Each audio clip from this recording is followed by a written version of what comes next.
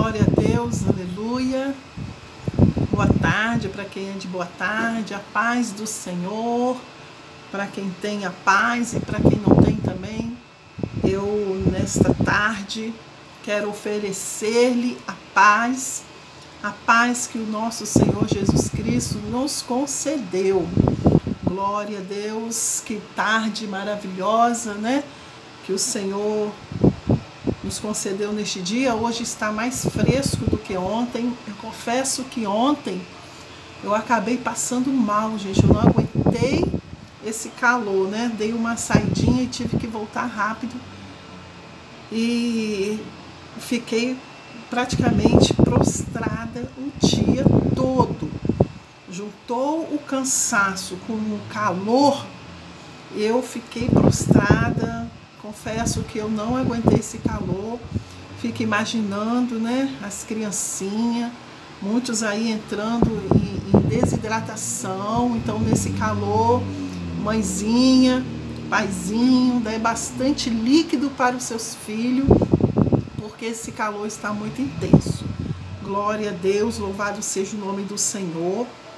Eu gostaria de compartilhar aqui com os irmãos uma experiência de oração que eu, né, por esses dias eu estava orando.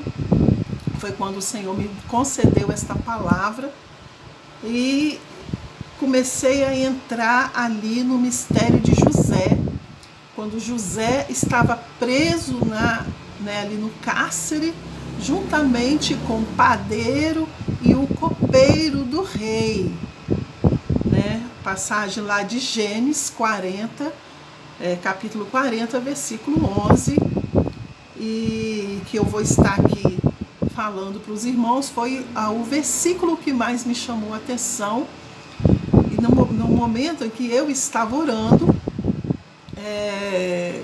esses dois utensílios, né, o utensílio que estava na mão do copeiro e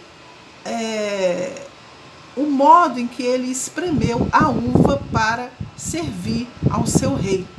Então, lá em Gênesis 40, 11, quem quiser me acompanhar aí, diz assim: e o copo de Faraó estava na minha mão, e eu tomava as uvas e as espremia no copo de Faraó e dava o copo na mão de Faraó.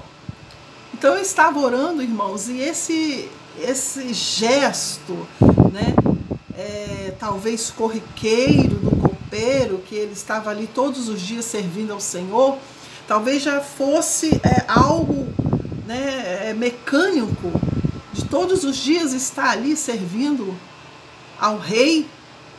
E ele como mordomo, né, porque copeiro quer dizer mordomo, ele ali também experimentava antes mesmo de dar ao rei, tanto a bebida quanto a comida. Era ele que experimentava, né? Ele serviu ao rei, mas primeiramente ele tinha que experimentar os vinhos, os alimentos que eram servidos ao rei. Então a palavra de Deus nos diz que tanto o padeiro quanto o copeiro, eles foram lançados no cárcere, juntamente aonde José também estava. E a Bíblia nos relata que eles tiveram no mesmo dia um sonho, e esse sonho foi interpretado por José. Deus já sabia de todas as coisas, ele sabe de todas as coisas, e já colocou José ali justamente para ser um instrumento nas mãos do Senhor. O Senhor concedeu a José, né, o dom da interpretação dos sonhos, e do jeito que José interpretou, assim o Senhor fez acontecer. E o copeiro, ele tinha sonhado, né, que ele voltava a servir ao rei, e o padeiro sonhou, o sonho do padeiro é que ele iria ser enforcado, né? Então, tudo que José falou ali aconteceu. Mas o que me chamou a atenção no momento em que eu estava orando é que quando esse copeiro já estava ali na presença do rei, ele prontamente pegou, né, o copo de Faraó, o copo de Faraó estava na mão dele, ele pegava a uva, ele espremia a uva com suas próprias mãos, né, no copo de Faraó e servia ao rei. E isso me chamou a atenção no momento que eu estava orando, e uma coisa que eu pedi para o Senhor, que neste momento, irmãos, eu estava me sentindo tão pequena, que eu falei, Senhor, né, o copeiro, ele é um mordomo, e o mordomo, ele estava ali para servir ao rei, mas eu não estava nem na condição de serva, eu não estava nem na condição de servir a ninguém, né, porque eu estava me achando tão indigna de estar na presença do Senhor, que eu não achava nem que eu merecia a posição de mordomo. Então o que me chamou a atenção ali foi o copo que estava na mão daquele mordomo. Aquele copo, aquele utensílio que era íntimo do rei, né, que era um utensílio separado para o rei. O rei só tomava vinho naquela taça, né? O rei, se alguém roubasse a taça do rei, ele ficava muito irado. Tanto que José, para poder segurar os irmãos dele ali no Egito, ele colocou a taça do rei na sacola de um dos irmãos para que eles pudessem ser pegos como ladrões e voltar novamente para onde ele estava, porque ele ia se fazer conhecer, né, aos irmãos, ia se revelar aos irmãos. Então ele tomou a taça do rei porque ele viu que aquele utensílio era uma peça-chave, uma peça importante, né, que iria trazer, né, ia fazer um rebuliço ali naquele momento. Então eu pedi ao Senhor, Senhor, deixa que eu pelo menos seja essa taça que está na mão do mordomo. Eu não quero me colocar na posição de mordomo, que o mordomo, nós aprendemos na escola dominical que o mordomo fiel, ele vai entrar no seio de Abraão. E o mordomo infiel, ele vai ser jogado no lago de fogo. Aleluia! E nós vemos que Deus, ele tem um zelo tão grande pelos utensílios da casa, né, dele, casa chamada casa de oração, que eu prontamente pedi ao Senhor, Senhor, deixa ser esse copo que está na mão desse copeiro. E esse copo não esteja vazio, que esse copo, né, esteja ali com o vinho que vai alegrar o coração do Senhor. E o copeiro estava ali numa intimidade tão grande com o rei, que nós sabemos que o vinho, né, ele é feito, a uva, ela é colocada lá no lagar e ela é pisada com os pés, perdão, ela é pisada com os pés e dali sai o sumo que vai formar o vinho. Mas a intimidade do copeiro ali estava tão grande com o rei que ele via ele mesmo espremendo a uva com as suas próprias mãos. Ou seja, ele estava devolvendo ao rei, né, o talento que estava nas suas mãos. Era isso que estava representando ali o gesto quando ele pegava a uva, espremia no copo do rei e dava para o rei. Ou seja, tudo aquilo que Deus colocou nas nossas mãos, nós prontamente vamos ter que devolver ao Senhor. Todos os dons que Ele colocou nas nossas mãos não é nosso, não pertence a nós. Nós vamos ter que entregar para o Senhor. É dele, veio dele e vai voltar para ele. Então me chamou a atenção essa intimidade, né? Essa técnica que ele via ali, né? Para tomar a uva, espremer com as tuas próprias mãos. É uma técnica que nem todos têm esse privilégio. E nós não sabemos ali o motivo que levou o padeiro e o copeiro estarem presos. A Bíblia não fala por que o rei se irou e mandou prender o padeiro e o copeiro. Há uma dedução de que o rei devia ter tido uma congestão alimentar, ou do líquido, da bebida, não se sabe, e ali na revolta ele mandou que prendesse os dois. Mas o Senhor, como ele é o Deus da verdade, é o Deus revelador, ele tudo vê. A palavra do Senhor diz que ele está sentado no céu, contemplando todos os moradores da terra, os bons e os maus, e ali ele revelou a verdade, porque a verdade é revelada. Tudo que está oculto, o Senhor traz à tona. Então, o sonho foi uma revelação da parte de Deus da verdade. E para provar que o copeiro não teve culpa nenhuma, o Senhor concedeu essa intimidade com o rei, dele pegar a uva, espremer com as tuas próprias mãos, é honra do Senhor na vida do copeiro. Deus estava honrando ele.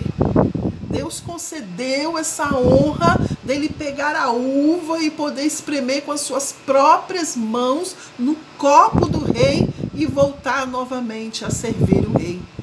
É mais uma oportunidade, aleluia, que Deus estava concedendo a esse mordomo, porque esse mordomo mostrou-se fiel a Deus. E nós encontramos vários versículos na Bíblia que falam sobre a uva. A uva, ela está, né, em várias partes dos livros da Bíblia, e cada uma delas tendo um significado.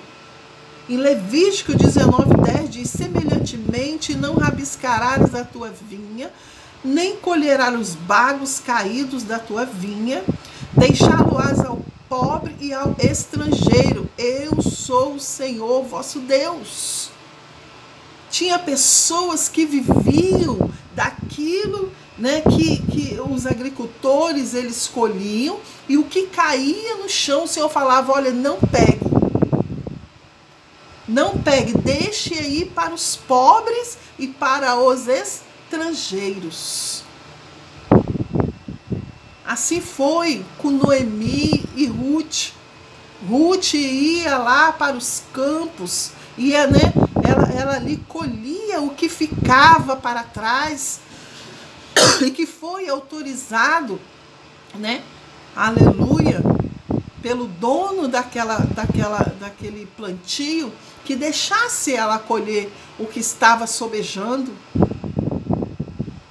Ela era uma estrangeira, aleluia, ela estava necessitada naquele momento, e tudo que ficava para trás ali, o que ela conseguisse colher, era dela e da sua sogra, para o seu sustento.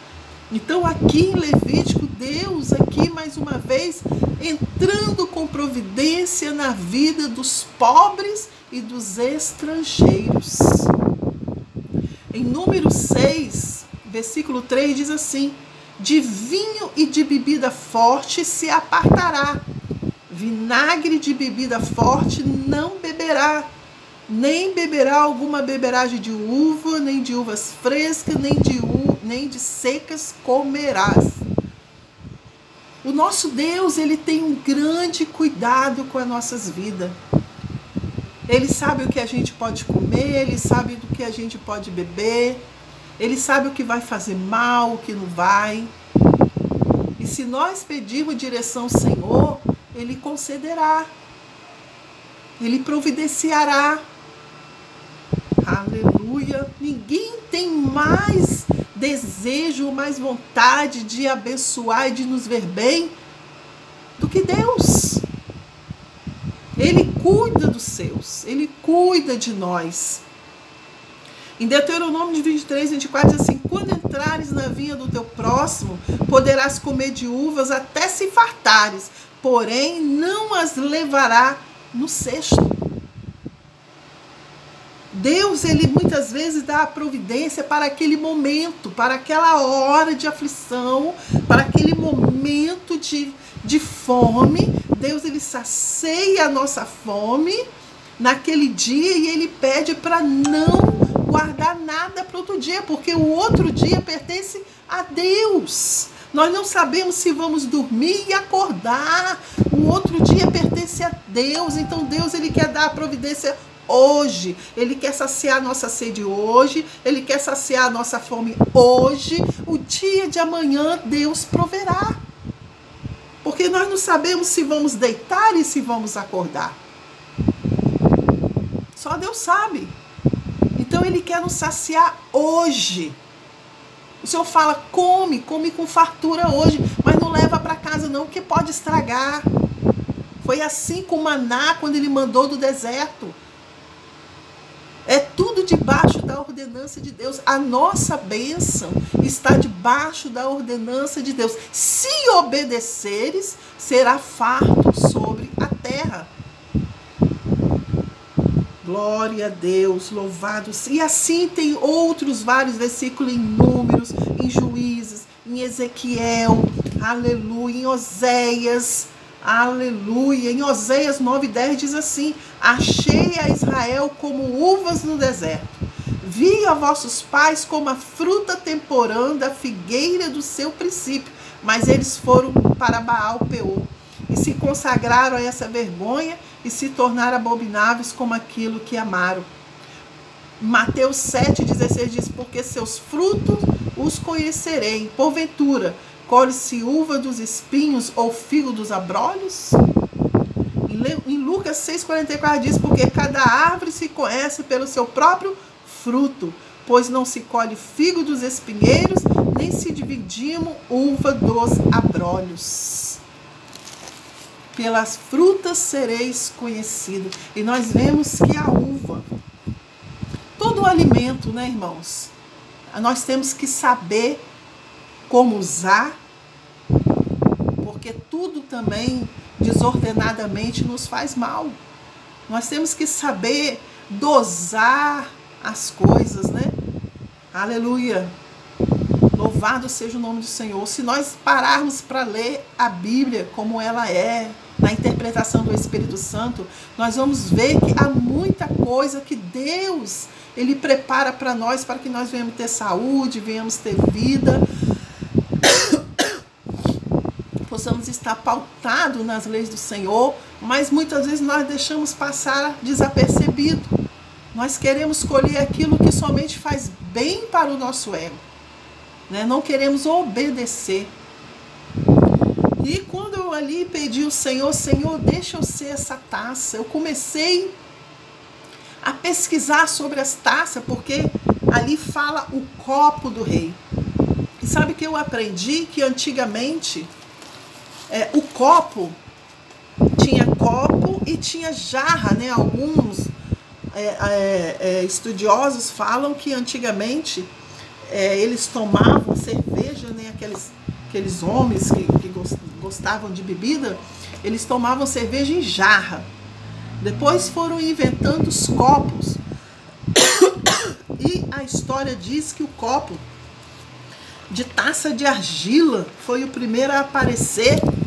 Eu fiz até aqui, né, um desenho, um estudo sobre os tipos de copo. E aqui eu quero mostrar para vocês, não sei se dá para ver direitinho, mas isso aqui, olha, era uma taça de argila. E essa taça de argila, ela era cozida, né, usada durante a idade do bronze, que é a cultura argárica no sudeste da Espanha. Então realizou, né, taças com argila cozida. E são objetos característicos dos enxovais funerários, né, da fase avançada da dita civilização. Os romanos e os fenícios, eles usavam uma única taça para toda a família, que se colocava na metade da mesa para uso de todos. E devido a seu alto preço, somente as famílias ricas podiam permitir-se ter uma dessas taças. Então, normalmente de luxo e muito pesada. Então, tudo mudou com as novas técnicas que consistem em assoprar o vidro, o que fez mais acessível se possuir taças de vidro, como sendo elas caras e frágeis. Então tá aqui a taça, né, flûté, essa taça flûté, simbolizando aí os tipos de taças de vidro que eles já estavam começando a confeccionar. Então, da taça de argila, passaram a ter uma técnica de assoprar o vidro e assim aprimorar aquela, né, aprimorar as taças que foram vindo, cada uma conforme a necessidade daquele momento, que foram também aperfeiçoando os sumos, né, da uva, e dali eles faziam as bebidas fortes, foram começando a separar os vinhos, né? Tem vinho tinto, vinho suave, vinho seco, vinho doce, né? Então, ali eles foram começando também a trocar as taças. E tem um mito também sobre as taças de corno, as taças de chifre, que é essa aqui, ó. Taça de corno, taça de chifre. Durante a Idade Média, eles achavam que bastava beber de uma taça feita, né, com corno, com chifre de unicórnio, para livrar-se do mal causado por qualquer veneno. Provavelmente as taças mais famosas é do Santo Cálice ou Santo Graal, que é essa aqui, que é a mística taça que Jesus Cristo teria usado na última ceia e que se atribuía poderes sobrenaturais, tais como cura das enfermidades ou conceder a vida eterna. Então tá aqui essas duas taças, né, que eles tinham esse mito. E daí, né, com as técnicas do sopro, foram surgindo outros tipos de taça interessantes, né? Porque a gente vê que tem uma taça que ela tem a haste maior, tem uma haste menor, tem o bojo maior, um bojo menor. E ali, né, foram usadas técnicas para cada tipo de taça para poder não alterar o tipo de vinho. E nós temos uma taça aqui chamada taça Borgonha. Olha, essa taça, ela tem um bojo maior. Aqui tá, né? O bojo é isso aqui, ó, é onde vai ficar o vinho. O vinho, ele só não pode encher a taça toda até a base, né? Até a boca aqui, né? Depois eu vou dar o nome direitinho. Então ele não pode ser até aqui. Ele tem uma quantidade certa para ser servido, para que ele não venha perder seu paladar, para que não venha perder as suas propriedades, né? Porque essa largura desse bojo. Essa taça aqui é conhecida como taça Borgonha, pelo seu formato de balão, é projetada para os vinhos conhecidos como os mais complexos do mundo. São os pinotes da Borgonha. O bojo maior do que a taça Bordeaux permite maior contato com o ar, abrindo até o segredo mais profundo do vinho para a ponta da língua. Então a sua aba, né, a sua aba aqui, mais espessa da taça, tem a intenção de levar a bebida acima do meio da língua, minimizando a percepção da acidez e demonstrando mais o aspecto de maturidade do vinho. Então aqui está a aba, isso aqui se chama bojo, e o certo é colocar 1/3 de vinho, né, na taça. Então cada um é para um tipo de vinho. Está aí, né? Tem umas que o vinho ele não pode ter contato com o oxigênio. A haste, muitas vezes mais comprida, tem taça que a haste é mais comprida, porque a nossa mão não pode estar em contato com o bojo pela quintura já corporal, que também pode alterar a qualidade do vinho, as propriedades do vinho. Então, por isso que é feito com a haste maior, que você vai pegar na haste e não vai ter contato com o bojo, né? Nós temos a taça ISO, que é essa aqui, né? Pensando na grande dificuldade de dispor de tantas taças diferentes, né, na hora da degustação técnica, a International Standard Organization decidiu padronizar uma taça para análise, né, sensorial de todos os tipos de vinho. E após anos de pesquisa, foi em 1970, então surgiu essa taça, que é a taça ISO, que na prática serve como taça coringa para os diferentes tipos e estilos de vinho. Seu formato é basicamente o da taça Bordeaux, mas com tamanho reduzido. Então deve ser de cristal com 9% de chumbo, totalmente transparente em incolor e sem relevos ou detalhes. Então é a taça padrão, degustação, mundo afora, um dos melhores modelos para começar o seu acervo. Então a taça ISO ela é para fazer as degustações. E assim foram surgindo outros tipos de taça, né? A taça para colocar água, né? O vinho tinto, os champanhes, né? Também nós temos a taça de champanhe.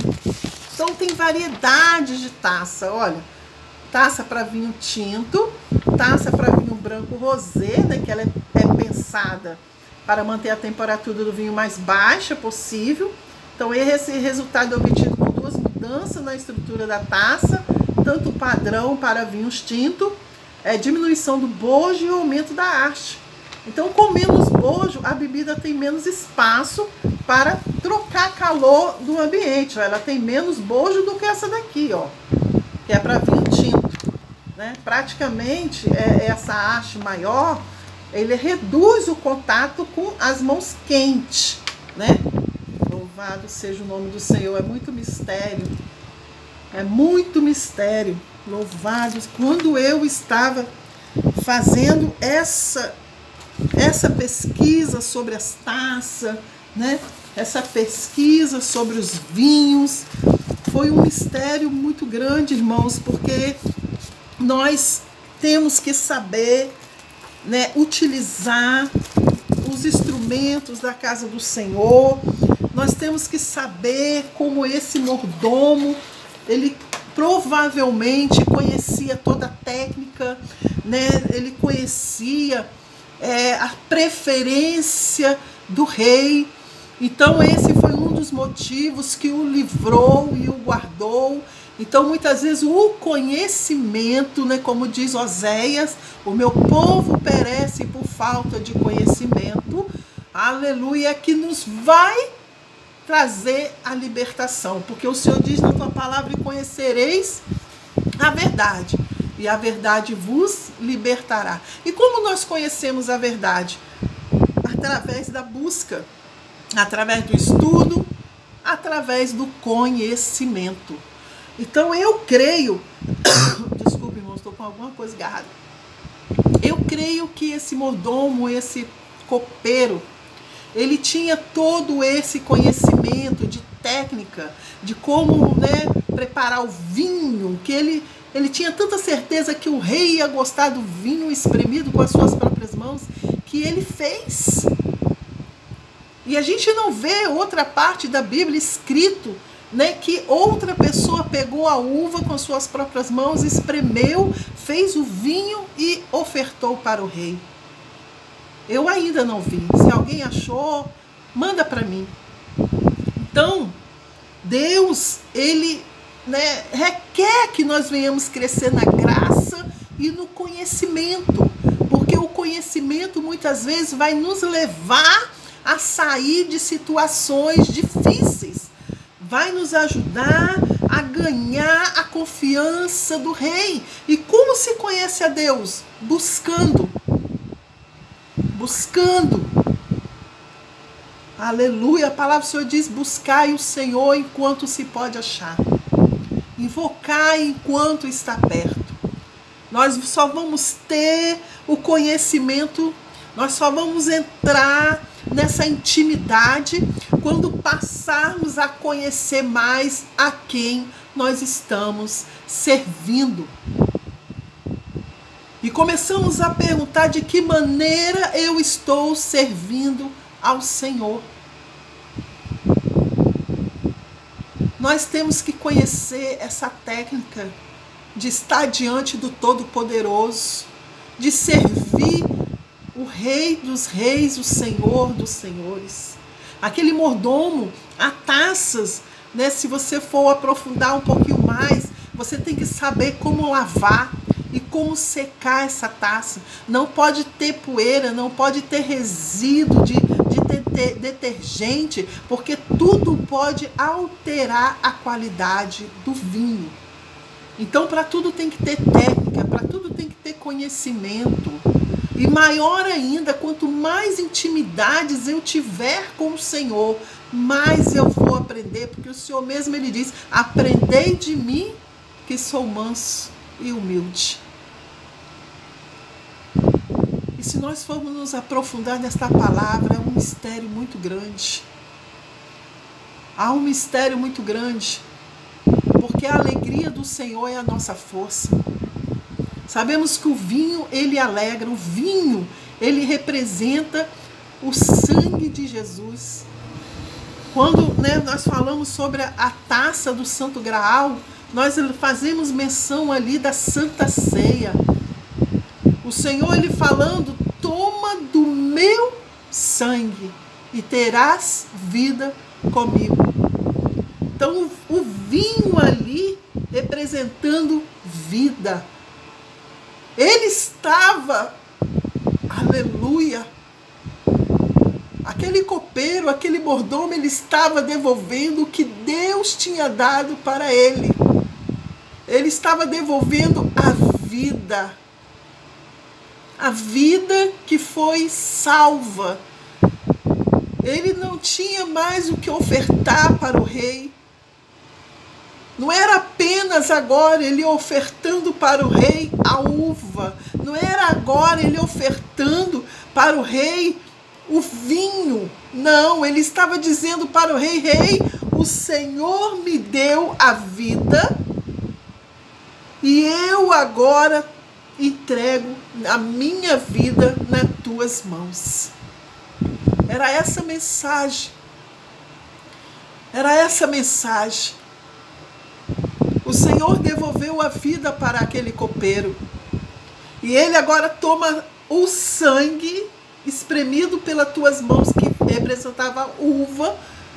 E o vinho ali representa sangue, representa vida. E ele estava dizendo para o rei: o Senhor me deu, mas a minha vida pertence a ti. E ele devolveu o sangue, ele devolveu a vida, ou seja, ele entregou a vida dele nas mãos do rei.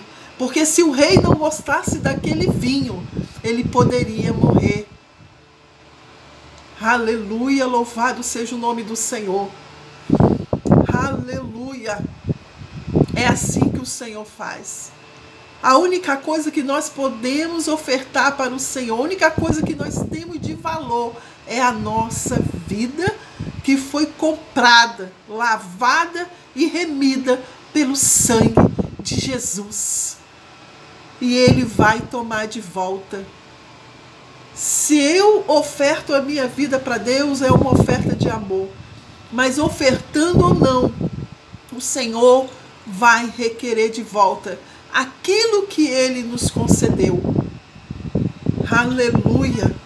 E o Senhor vai falar para aquele mordomo: tu foste fiel até a morte, dar-te-ei a coroa da vida. Entra para o gozo do seu Senhor. Aleluia. Glória a Deus. Aleluia. Senhor, que mistério. Obrigado, meu Deus. Obrigado por essa interpretação, Senhor, da tua palavra que eu não tinha entendido. Obrigado, Senhor, por fazer entender que foi o Senhor que nos concedeu a vida e a nossa vida te pertence. É por isso que o Senhor diz lá em João 3,16 que Deus amou o mundo de tal maneira que enviou o teu Filho, o teu único Filho, Jesus Cristo, para morrer por nós na cruz do Calvário. E aquele que crê será salvo, e aquele que não crê será condenado. Eu deixo aqui esta palavra nessa tarde para você. Eu já senti a mão de Deus, a presença de Deus em cima desta palavra, porque só Ele pode dar a vida e só Ele pode tomá-la. Aquele que não vem por amor para a presença do Senhor, ele vem na dor. Fica Fica na paz do Senhor, que o Senhor te proteja e te abençoe, hoje e para todo sempre.